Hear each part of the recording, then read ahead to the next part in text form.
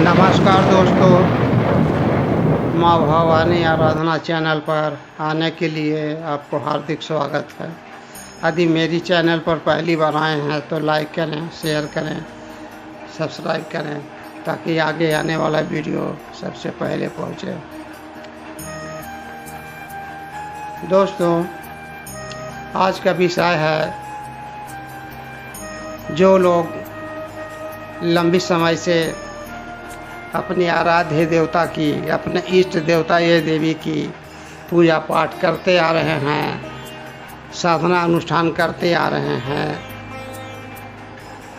मंत्र जप करते आ रहे हैं, तो अब कि पूजा घर में देवी शक्तियाँ की वास हो गई है, तो कैसे जानेंगे कि आपके पूजा घर में देवी शक्तियाँ की वास हो चुकी है। दोस्तों, अब गौर किए होंगे कि पहले आप पूजा करना प्रारंभ किए होंगे, आध्यात्मिक क्षेत्र में कदम रखे होंगे, तो आप पूजा में उतना समय नहीं देते होंगे। 10 मिनट, 15 मिनट या ज़्यादा से ज़्यादा आधा घंटा तक समय देते होंगे। धूप जलाए, एक कपूर जलाए या दीपक जलाए, हाथ जोड़ कर के चले आते होंगे।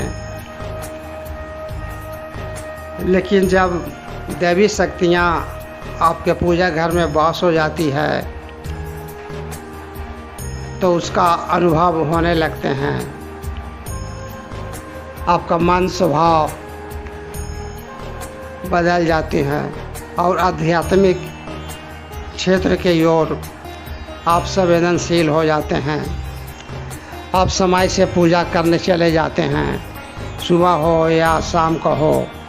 आप पूजा पाठ के लिए हर काम को छोड़कर पूजा करने के लिए समय निकाल लिया करेंगे, जबकि ऐसा पहले नहीं होता था। आपको लगेगा कि नहीं, चलो अब पूजा का समय हो चुका है, पूजा करना ज़रूरी है, अपने आराध्य देवता के साथ समय बिताना शुभ होता है, चलें। और पूजा करने चले जाते हैं। जब पूजा करने जाएंगे, आधा घंटा के लिए पूजा करने के लिए जाएंगे, तो आपको पूजा करने की कोई समय सीमा नहीं रहेगी। आपका समय का बोध नहीं होगा। आप 2 घंटा 3 घंटा तक आप पूजा करते रहेंगे। इसलिए पूजा करते रहेंगे कि पहले तो सकारात्मक ऊर्जा नहीं थी पूजा घर में, अब तो सकारात्मक ऊर्जा विराजमान हो चुकी है। इसलिए आपको मन लगने लगेगा पूजा करने में। आपको उठने का मन नहीं करेगा पूजा घर से, लगता है कि पूजा करता ही रहूं, अपने आराध्य देवता की आराधना तपस्या करता ही रहूं, क्योंकि सकारात्मक ऊर्जा से आपका पूजा घर परिपूर्ण हो चुका है। देवता नहीं, पूजा घर नहीं, अब देव मंदिर हो चुका है। इसलिए आपको पूजा करने में मन लगने लगेंगे।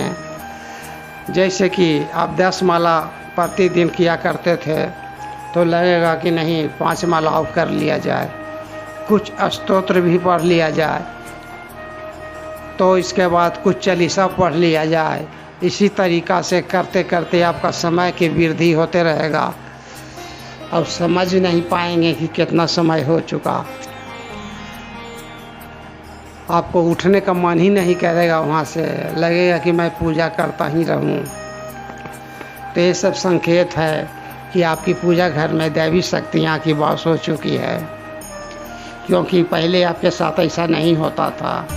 पहले मनमानी की पूजा पाठ किए या ना किए कोई बात नहीं है, लेकिन अब जब दीप शक्तियाँ की वास हो चुकी है तो आप पूजा पाठ के लिए आपका मन संवेदनशील हो जाता है, समय निकाल ही लेते हैं आप पूजा पाठ के लिए।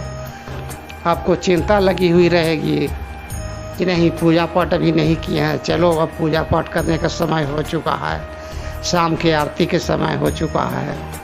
तो जब पहले पहले आप साधना अनुष्ठान करना प्रारंभ करेंगे तो आपको ऐसा अनुभव होगा कि मेरा पैर शून हो रहा है, झनझनी के साथ शून हो जाएगा। आप चाह करके भी उसे हिला डुला नहीं सकते हैं, थोड़ा दर्द भी हो सकता है। तो ऐसा क्यों होता है दोस्तों? इसलिए होता है कि अभी आपके शरीर में उतना तपोबल नहीं है, उतना समर्थ नहीं है कि आप दैवीय ऊर्जा को संभाल सकते हैं, जिसके कारण से आपके पैर में झनझनी सुनापन हो सकता है। और दोस्तों दूसरी कारण यह है कि पहले तो चेतना शक्ति ऊपर से लेकर नीचे की ओर बह रही थी और आप आध्यात्मिक क्षेत्र से जुड़ चुके हैं, पूजा पाठ करना आरंभ कर दिए हैं।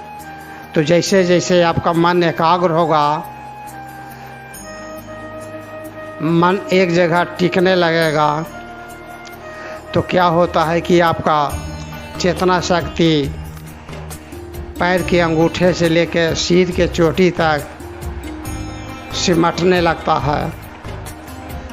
जब चेतना शक्ति सिमटने लगता है तो आपका अंग प्रत्यंग बारी बारी से शून्य होने लगता है, झुनझुनी होने लगता है, भारीपन हो जाता है, दर्द होने लगता है। आपका शरीर का तपोबल जैसे जैसे बढ़ेगा, आपको तपोबल की स्तर जैसे जैसे ऊंचा होगा, वैसे वैसे चेतना शक्ति ऊपर की ओर ऊर्ध्वगामी होगा। यदि आपका शरीर पूरा शुद्ध और पवित्र है, आपके शरीर के 72,000 नाड़ियाँ शुद्ध है, तो बहुत आसानी से चेतना शक्ति सहस्रार चक्र तक पहुंच जाती है।